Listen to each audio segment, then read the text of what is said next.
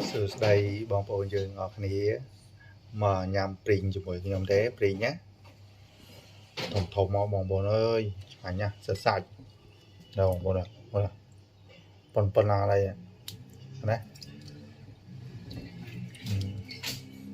kho sạch cho nó bong bồn này thùng thùng mà bong bồn ơi thùng thùng mà bong bồn này bong crop thùng đó kho sạch sạch bong bồn sạch sạch thì tiết nhầm liền về sạch hơi đã cả lọc mũi score nhầm chả nha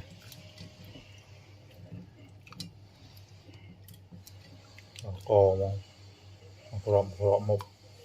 phần này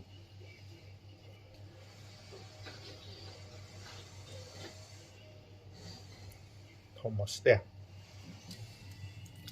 liền về sạch thì sẵn họ bị ở đây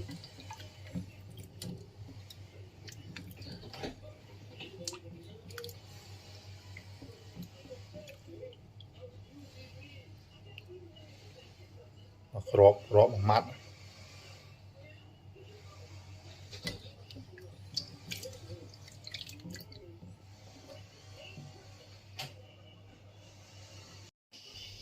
lại liền hai bông bồn á xuống đại tràng này bông bồn chẳng mới đá bông bồn nào phần nào đây là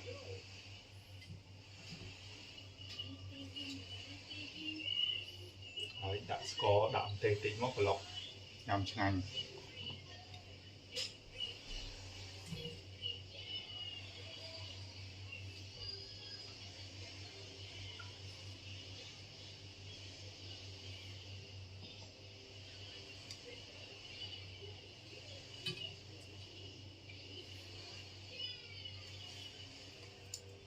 ở hai tỷ phóng bóng bóng tỷ phóng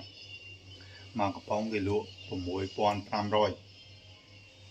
bóng bóng này không có bằng cái nào bóng bóng này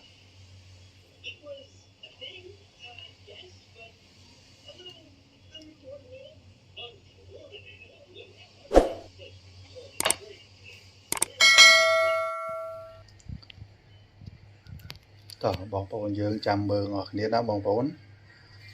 pring cái lồng bờ thế thôi bóng bóng á bà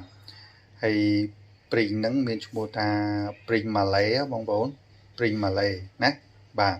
chúng luôn pring ní cứ pi cái bóng nó bóng bóng pi cái bóng bà lấy dùng bơ kêu xăm ngọt nít bóng bóng á bà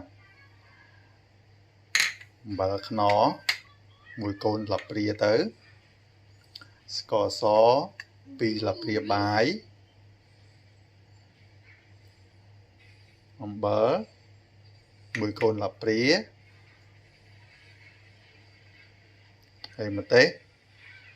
pi plài máu bà sân giữa bóng bóng chọn bàn hờ kháng bóng bóng đã bay rư có 4 crop tới ná bóng bóng bà và tọa máu krương 4 mục nóng bóng bóng bốc trô này ở mọt ná hay chạm dương vô từ cái lọc cho mùi pring ná bóng bóng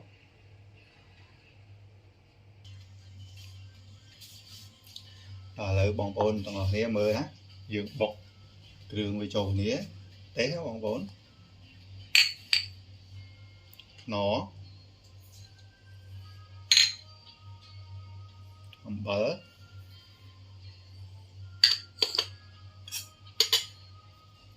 cỏ xó bóng bóng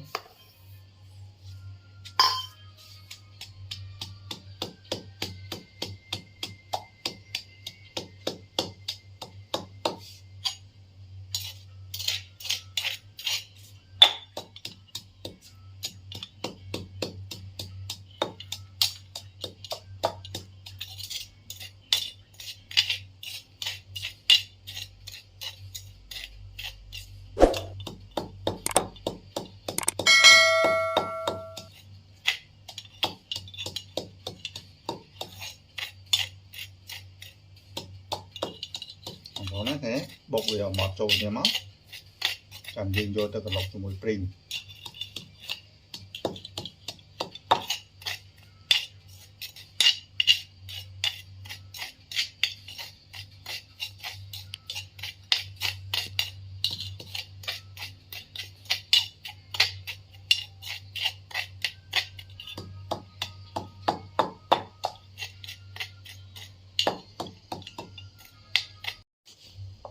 បងប្អូនណាមើលណាបុកគ្រឿងវាមកចូលគ្នាចឹងមកណាបាទ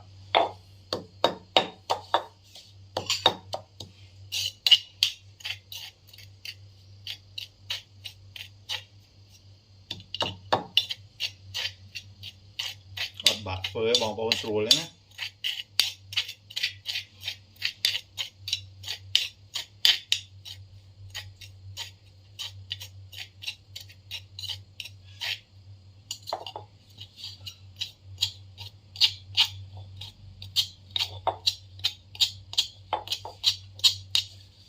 ក៏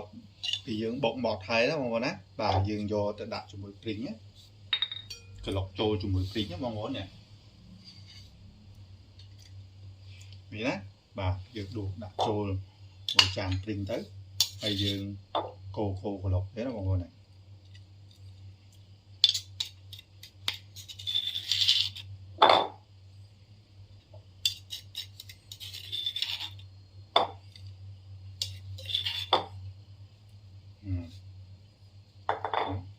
បងប្អូនលុកវាមក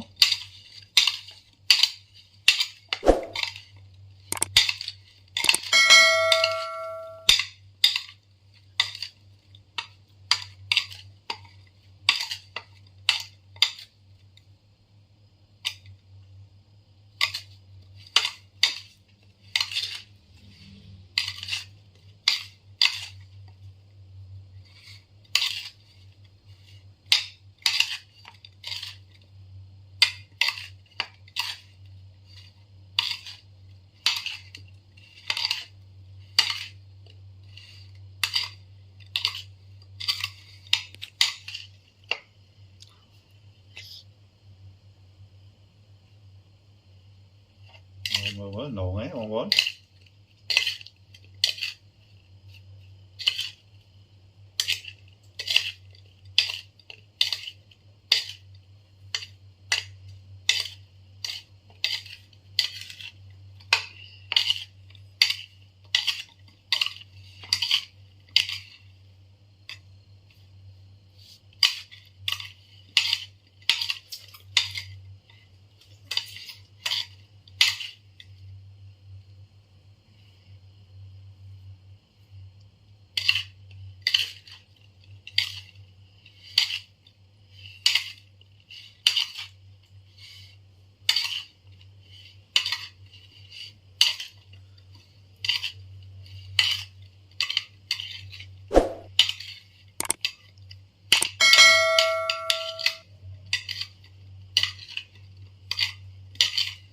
បាទឥឡូវនេះព្រីងក្លុកអំបិលទេរបស់ខ្ញុំគិតថារួចរាល់ហើយបងប្អូនបាទអញ្ចឹងយើងអាចយកមកទទួលទានបានណាបងប្អូនណាបាទរួចរាល់ហើយបងប្អូនណានេះ